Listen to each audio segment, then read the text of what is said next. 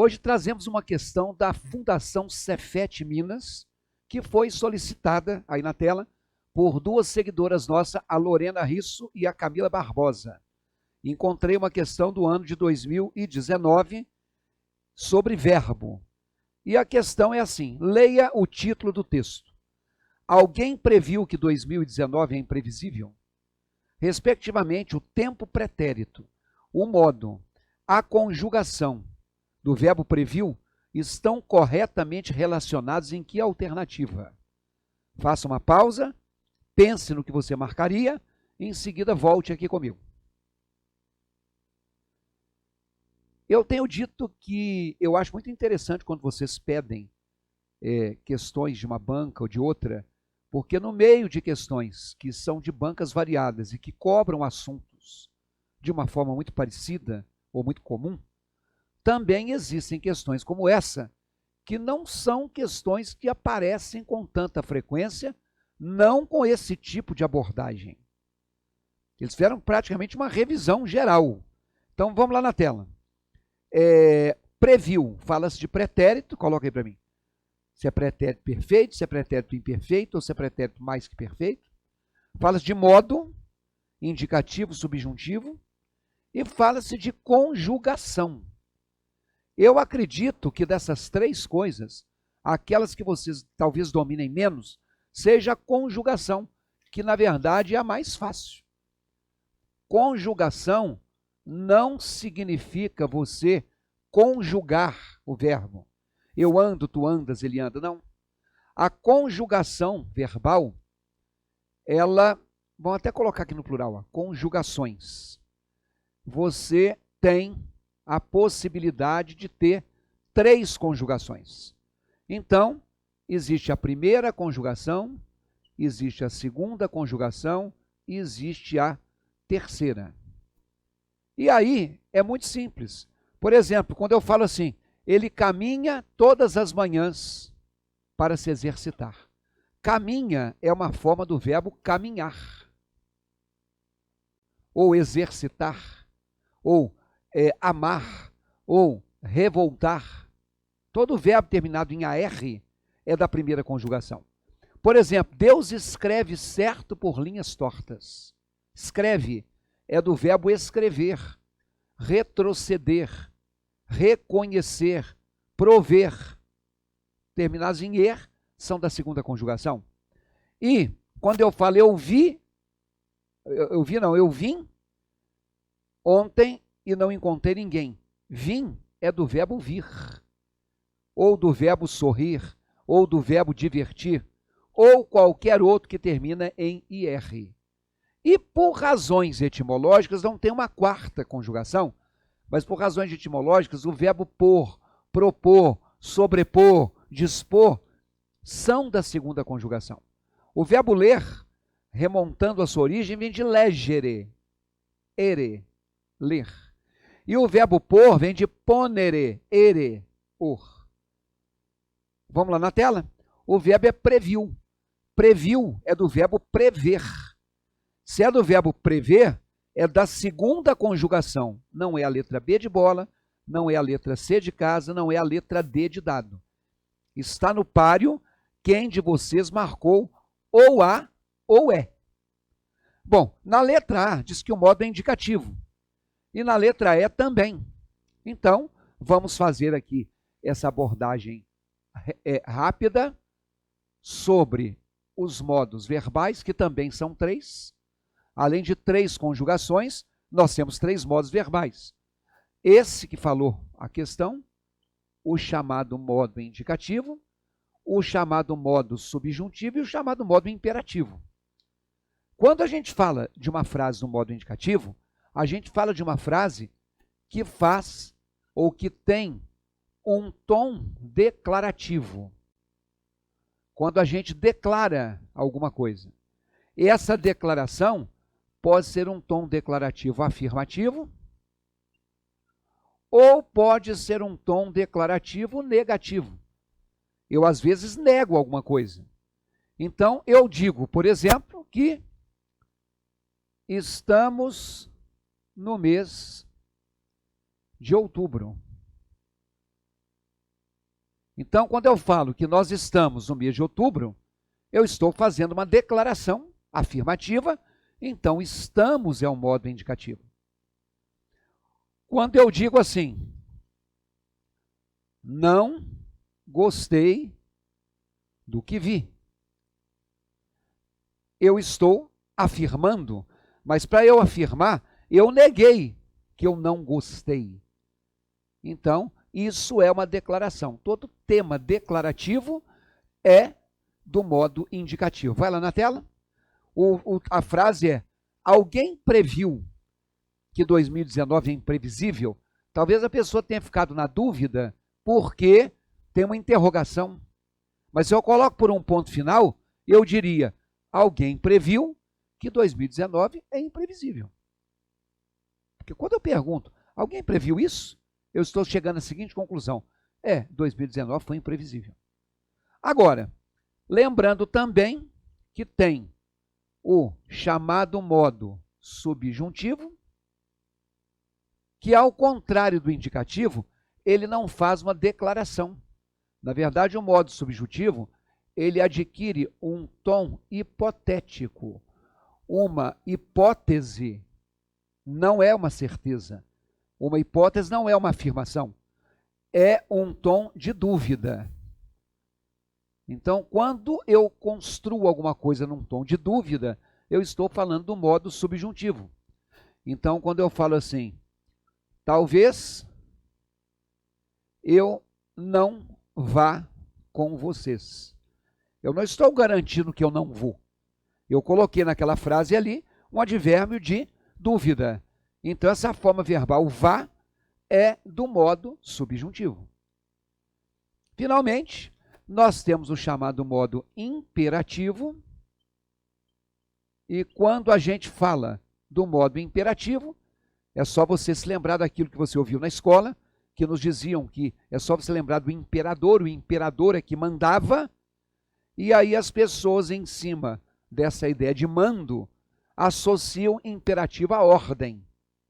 Só que eu digo sempre que ordem é alguma coisa que parece ser muito categórica, muito grosseira, muito ignorante. Então, eu às vezes troco ordem por pedido, eu troco ordem por sugestão, eu troco ordem por conselho, enfim, eu coloco algo em que eu me dirijo a alguém. Então eu digo, por exemplo, assim, por favor, venha à minha sala. Isso não é uma ordem. Eu sei que isso não é uma ordem porque eu estou pedindo um favor. Favor não é ordem. Mas quando eu falo venha à minha sala, esse tom de pedido é o tom do modo imperativo. Então essa questão cobrou conjugação verbal e cobrou modo. Vamos lá na tela? Finalmente, nós estamos entre a letra A, para saber se previu é um pretérito perfeito ou para saber se previu é um pretérito mais que perfeito. Então, o que acontece? Acertou a questão quem marcou a letra A. Então, vocês que prestam concurso organizado pela Fundação Cefet Minas, saibam que esse tipo de cobrança, bastante tradicional, é feito lá. E vocês outros, na maioria dos concursos, esse tipo de cobrança não é tão frequente, não tudo junto assim. Mas, de qualquer maneira, quando a gente fala dos tempos verbais, também são três, né? Então, nós falamos de três tempos, de três modos, de três conjugações. Você já sabe que existe o tempo presente, que existe o tempo pretérito e que existe o tempo futuro. A noção de presente, passado e futuro é uma noção que as pessoas têm. Lógico que o presente se associa ao hoje, não necessariamente o hoje, mas quando a gente fala assim, o mundo passa por um momento terrível nesta pandemia. O mundo passa, hoje o mundo passa, atualmente o mundo passa.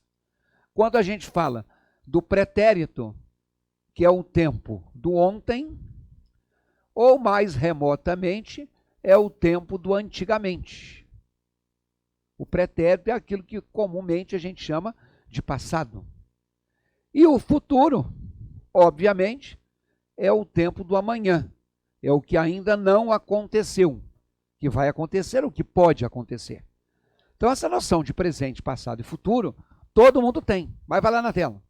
Eles querem especificamente que você saiba o nome do pretérito. A e B trazem pretérito perfeito. C e D trazem pretérito imperfeito. E letra E, pretérito mais que perfeito. Nós já marcamos a letra A. Só para você marcar a diferença e se lembrar, quando a gente fala do pretérito, eu disse que um dos pretéritos se associa ao tempo do ontem.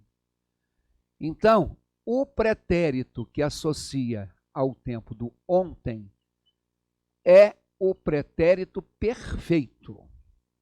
Então, o pretérito perfeito, ele é um passado mais próximo. Tá? O imperfeito é um passado mais remoto. Então, quando eu falo assim, aluguei uma casa na praia. Então eu digo, não tem ontem ali, né? Mas eu diria assim, ontem eu aluguei uma casa na praia. Eu não falo que antigamente eu aluguei. Eu diria que antigamente eu alugava. Outra coisa, ao dizer que eu aluguei uma casa na praia, o pretérito perfeito, ele é um fato consumado. É alguma coisa que já aconteceu. Tá? Porque se o pretérito se associa à noção do antigamente, isto é um pretérito mais remoto, esse pretérito do antigamente é o chamado pretérito imperfeito. Então, a noção do pretérito imperfeito é a noção do pretérito que já passou. Então, a gente fala assim, saía muito com meus avós. Então, quando eu falo saía muito com os meus avós, eu não falo que ontem eu saía, eu falo que antigamente eu saía. Tá certo? E mais, isso não é uma coisa que parece que foi um fato consumado uma vez só. Eu saía sempre. Então, isso aqui representa um fato habitual no passado. O pretérito imperfeito não é o evento que aconteceu uma vez só. É um fato habitual no passado. Ela estudava todas as sextas-feiras. É habitual. Eu comia bastante quando jovem. Eu sempre comia. E assim por diante. Então vai lá na tela que você está vendo que quando eu coloco alguém previu, isso é um fato consumado. Se isso é um fato consumado, esse é um pretérito perfeito. O último que estava na letra E, o pretérito mais que perfeito, ele no Brasil é usado de uma forma, atualmente, até o século XIX ele era usado diferente, e lá em Portugal ainda se usa bastante. Por exemplo, eu falo assim, o prefeito tinha autorizado o concurso.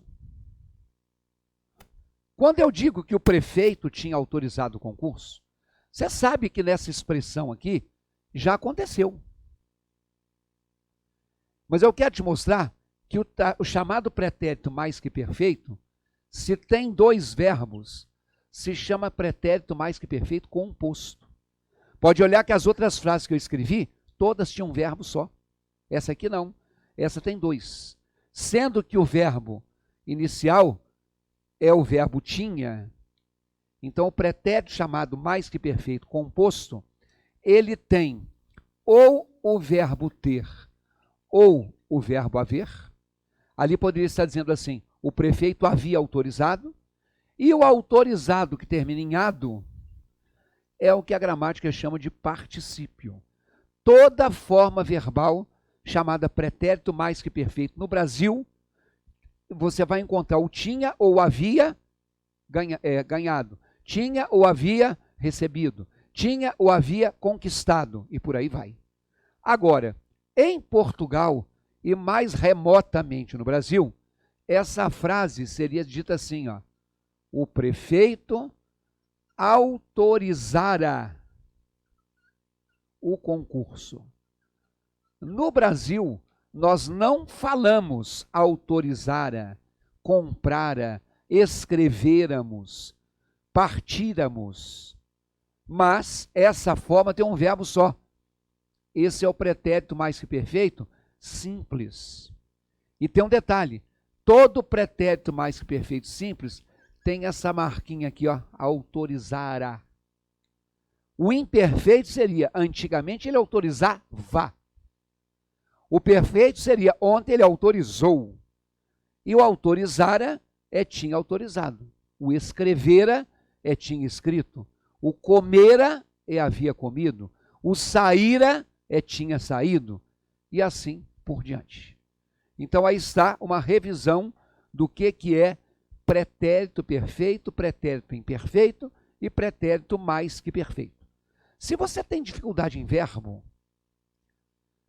além de conjugação, além de tempo, além de modo, tem também as vozes verbais, os tempos derivados. Temos também a noção das formas nominais do verbo.